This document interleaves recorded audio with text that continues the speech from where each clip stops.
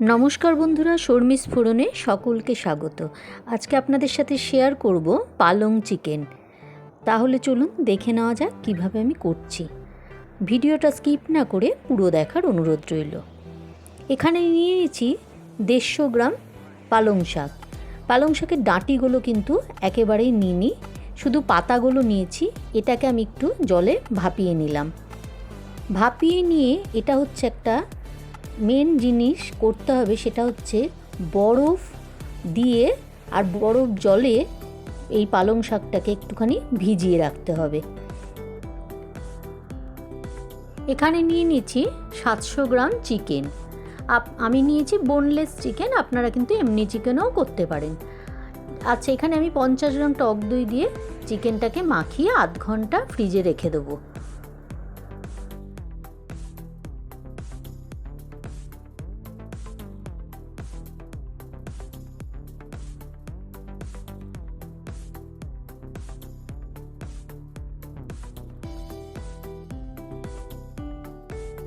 কড়াইতে দিয়ে দিলাম 3 চামচ রিফাইন্ড তেল। এই চিকেনের রেসিপিটা কিন্তু আপনারা ডায়েটে রাখতে পারেন। তেল গরম হয়ে গেছে, এখন আমি দিয়ে দিচ্ছি 2 বড় সাইজের পেঁয়াজ কুচি।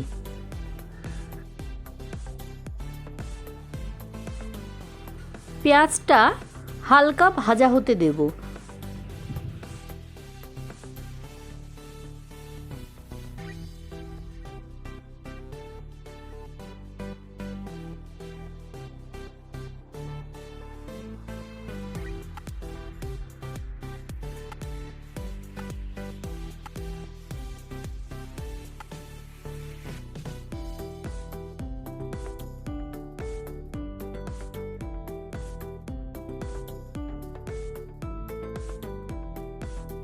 পেঁয়াজটা কিন্তু হালকা ভাজা হয়ে গেছে।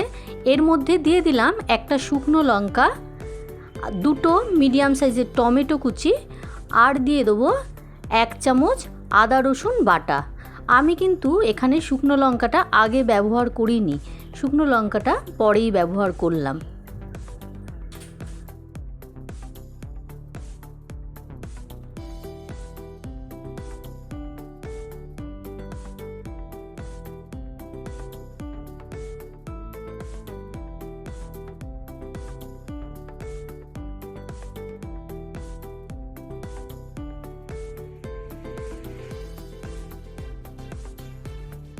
এর মধ্যে দিয়ে দিলাম 1/2 চামচ লঙ্কার গুঁড়ো, 1/2 চামচ হলুদের গুঁড়ো, আর 1/2 চামচ ধনের গুঁড়ো।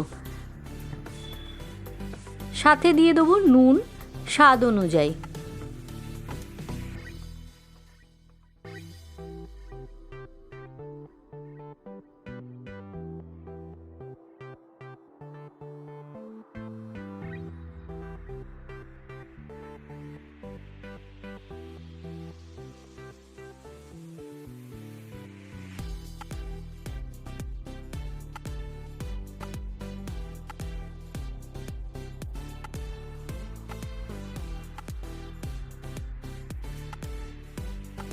খুব ভালো করে কষিয়ে নেব যতক্ষণ না টমেটোটা গলে যাচ্ছে।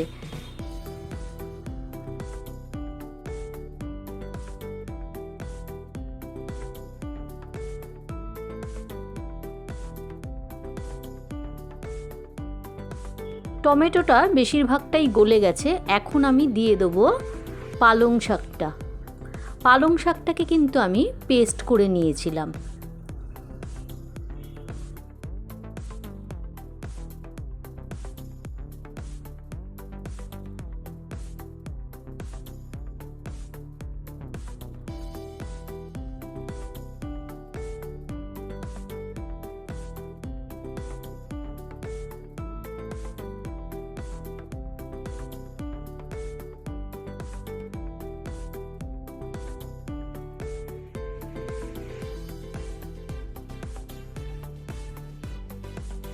সব কিছুকে ভালো করে কষিয়ে নেওয়ার পর এখন দিয়ে দেবো চিকেনটা।